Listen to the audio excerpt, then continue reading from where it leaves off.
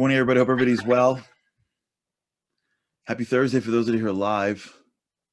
Happy whatever day of week it is for you, wherever it is that you are standing here. Thank you so much for joining us. I am honored to be with you again today. Really, I am. I'm not just saying that. I really feel that way. As you mentioned, I don't know if you remember yesterday, I mentioned my rabbi, Rabbi Moshe Levy, and him telling me that the work of trying to understand why you do what you do is of the holiest. So important. Wherever you are, I hope what I'm saying now, and because we've been talking about it, you know that I'm trying to channel. I'm trying so hard as I'm speaking this second to channel the feeling of just how much I want everyone to be together with me on this. This stuff, figuring out why I say what I say, is not cute. It's not extra credit. It's not, that's nice. Is it? And I'll tell you one thing it's not. One of the words, as you know me, that I really do not like is the word motivational. I don't like that word. I don't like when someone says you're a motivational speaker. I don't even know what that means, but it conjures up images of somebody just like jumping on stage without real substance. Not them saying that I have substance. I hope I have substance. I pray in life that there's some substance, although I question. This stuff is not motivational. This stuff, in my humble opinion that I've learned from this great rabbi, is the stuff of why we're in this world. At least that's what I interpret from him. How I think, why I speak, what's driving my thoughts that's going to impact the things around me, that's fundamental. And that's sometimes even more important than whether or not I say something sophisticated or do something sophisticated. So I sat with him this morning. I was blessed. I called him. He called me, actually, whatever. I texted him, whatever it was, but we spoke. He's in Israel. And I told him what we're talking about. And I was honored that he spent the time going through some ideas. So it's not going to happen in one session, but I want to sort of share some of his ideas. I'll most definitely ruin them, just letting you know. But I know they're coming from a much deeper place than me, and I'm excited to share them with you. And it's very much what we've been talking about. It just navigates it a little bit, and this is real powerful stuff. We've been talking about trying to understand what's driving even my thoughts. And one of the things that drives this thought is this word of I am not enough. Now, I was going to approach it a little bit of a different way, but I think the way the rabbi explained to me this morning was what's really driving the I'm not enough stuff. Like I think we all feel that to some extent. We're not enough. That's why we lash out at people. That's why the people that are closest to us hurt us the most. They offend us the most. When the child that does something, it's not just that they do something, it's that means I'm not a good parent. Ever felt that way? It's this subconscious, well, then I'm not good enough, because then they wouldn't have done that. And you know this, you know how? Because when someone else's kid does it, you give them amazing advice. No, give them time. They're only kids. They love you. They don't really mean to offend. They're just tired, right? Then it's your kid, right? And you're like, I can't believe you. And like your spouse is like, wait, didn't I just overhear you give that advice to somebody else? Like, what happened? You're like, that applies to their kid, to their spouse, to their friend, right? We're amazing at giving advice to other people. Do you ever notice that? Do you ever notice that when it comes to like giving advice to somebody else, so like you're like, wow, that was like flowing. That was like really masterful. Like, am I Sigmund Freud? Because like I was rocking that. Then it comes to your life and you're like the exact same scenario.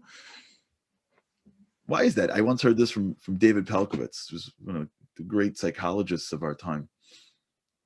That he has people in his office, or that he's used his services, that are out there preaching the stuff that they came to him for. It's much different when it's you. It's because when it's somebody else, you don't have all that stuff. Remember, when someone else has got a problem, you're detached from the problem. So you don't have you don't go into the factory and go to the door called "I'm not enough." It's not you that's not enough. It's their problem. And sometimes it's someone else's problem. It's like, wow, it's wonderful. You're just engaged in the problem. You ever notice that? Am I the only one? Somebody else's stuff, I got. My stuff, I can't believe this.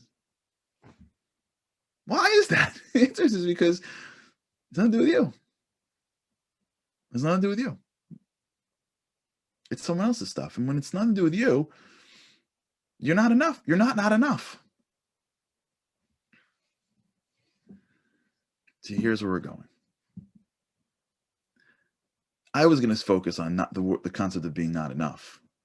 And I think what the rabbi changed me this morning was he goes, whoa, wait a second. He said it in a holier way. I'm paraphrasing. You lose with the word I.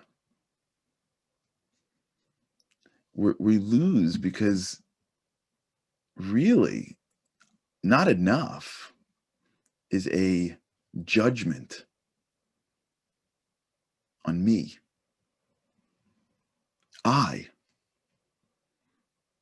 It's about me. It's about me. I want to be great. I want to win. I want to be a great parent. I want to be the best parent. I want to be the best. What I'm going to say, I think is going to sound totally sacrilegious to the culture that we all grow up in. And I only can say it because it was told to me. I want to be the best is a trap. It's a trap. Because it feels like I want to do good. But it's really, I want to win. I want to be the best. Feels like I want to change the world for the world. You hear this language, even in the nonprofit world. I want to change the world. I think what the rabbi is telling me is that in itself really is the emphasis in that statement is not change the world. It's I.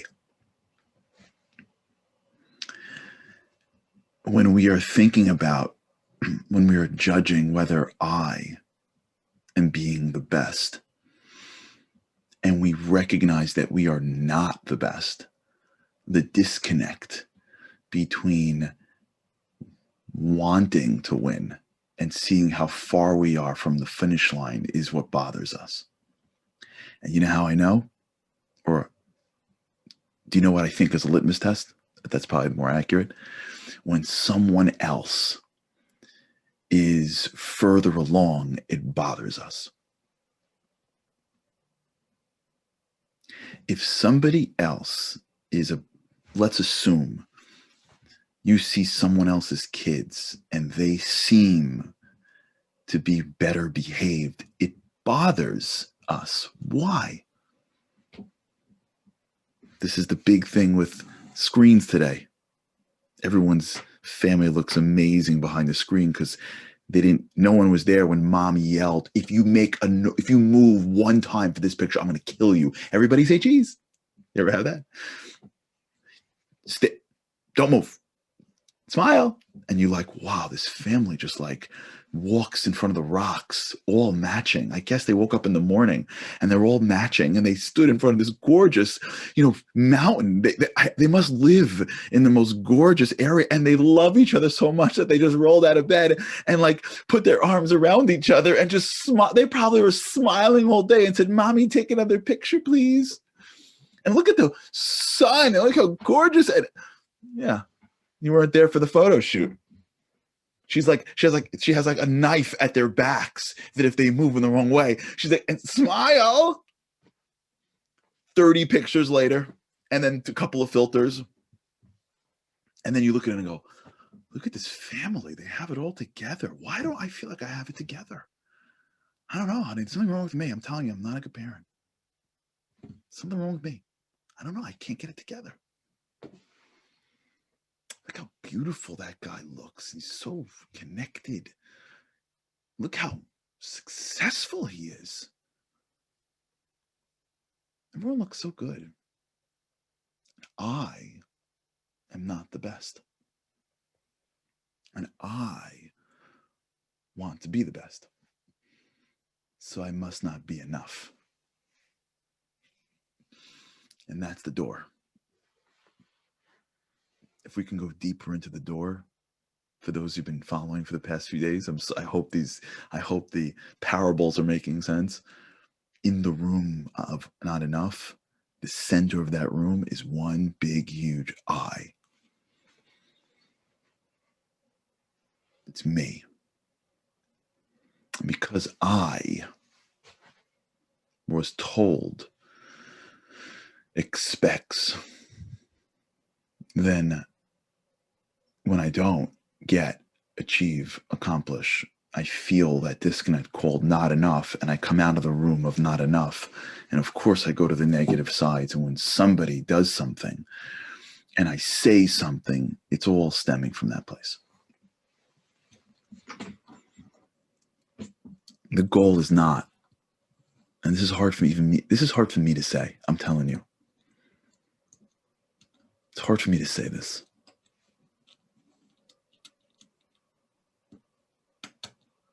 It's not about trying to be the best, as the rabbi taught me this morning. It's about trying to do what's right. And when you do what's right, sometimes you realize that that is best. When someone in front of us offends us, it's not about, I'm not the best now. It's what's right here. It's not about me. It's not about whether I win. It's about what's right in this moment. Because if there's one entity in this world that has put, if you will, others before him, it's the divine.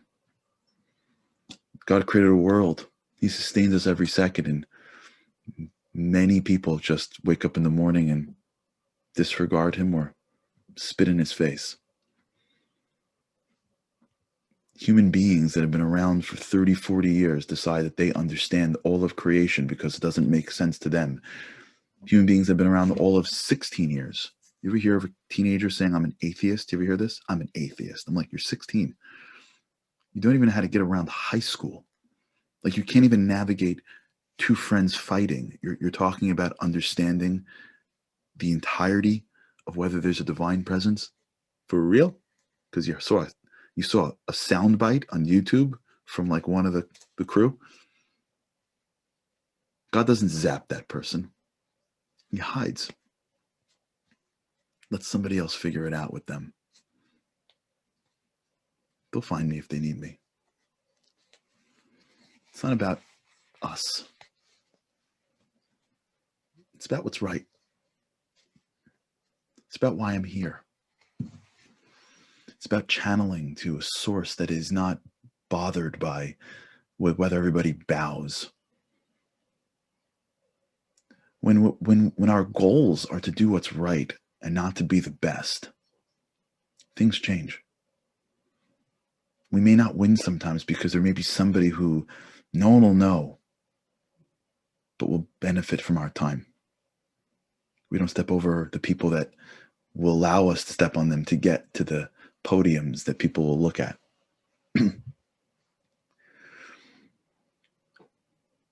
We allow ourselves to stumble and fail,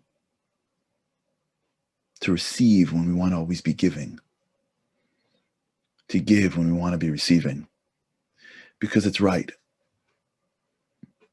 And doing what's right, even if I lose, as hard as it is how I want to live my life. I am not enough goes out the window, not when you become enough. I wouldn't have gotten this. I want to share this with you. I'm being straight, but think about it. And I want you to think about this today. Just think about this. When somebody else is winning and we feel like I'm motivated to win, you know that feeling? I'm motivated for more because somebody else is ahead of me. That whole way of thinking, which is so fundamental to our society, we celebrate it. We think we can't live without it. That whole way of I'm not enough, so I got to fight for more.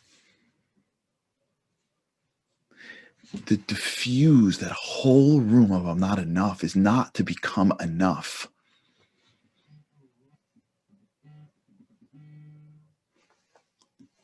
To diffuse that whole way is not to become enough. It's to start changing the I. Once I attack the I, it's not about whether I win. It's not whether or not I'm the best. It's not even about whether or not I'm enough. You know what it's about? It's whether I'm doing what's right.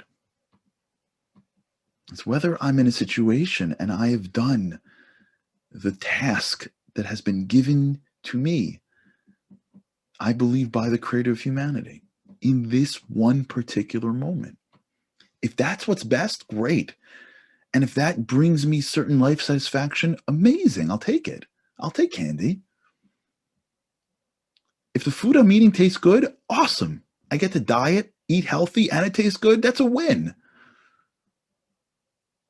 But when you do what's right because it's right, the whole I'm not enough door starts to get locked up. You don't even come out of that room anymore. You don't even wake up in the morning and start from the room of not enough and then get offended and threatened and then nervous and worried and what's going to be and will this work out and how come he did it and how come she didn't. And then even positively, and we have to, and we need to, and we need to, and we have to, and I can't take any satisfaction out of my life because I achieved this, but I should achieve that, and I have this thing, but someone has this thing, and we've accomplished this much, but it's not that much. I'm talking to this person, but that person's more important. You know people like this? You ever go to a party and someone's talking to you, and someone more important goes into their, right? And like the eyes already. I'm sitting with this person. I could be sitting with that person. I got this room or this thing, all that.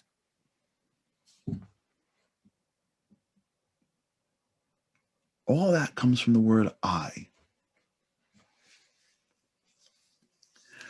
Forget changing it. Don't even think for a second today to change anything. Let's just recognize it. Let's just take a day and just recognize it. Not in a judgmental way. Nothing wrong with us. We're human beings. We're in this earth to work. The fact that we're even doing this and you're listening to this is awesome. Awesome. Let's for a moment today live in this space in a non-judgmental, non-negative, non-threatening, but in a curious way. How much of my negative feelings is because of me? The ego. The ego. How much of that comes from I'm not enough, but I am really driving that. Let's think about that today. We're going to work with God's help on this stuff. Because I got to tell you, if we even get, like I say, 2, 3, 4%, 5, 10, 20% together, if we can somehow diffuse this together, I mean, like, forget it. This is the stuff. This is the stuff. At least so the rabbi said. All right, everybody. Thanks for being with me on this one. This is sensitive for me particularly, and I'm sure for you as well. We got to go someplace. We got to go someplace. And we got to go there slowly. We got to hold hands. We got to go together. But we got to go someplace. We do. Because if we get there and live there for a few minutes and understand it together, maybe we'll make a real impact. This isn't motivational. All right. Have an amazing day. Really have an amazing day.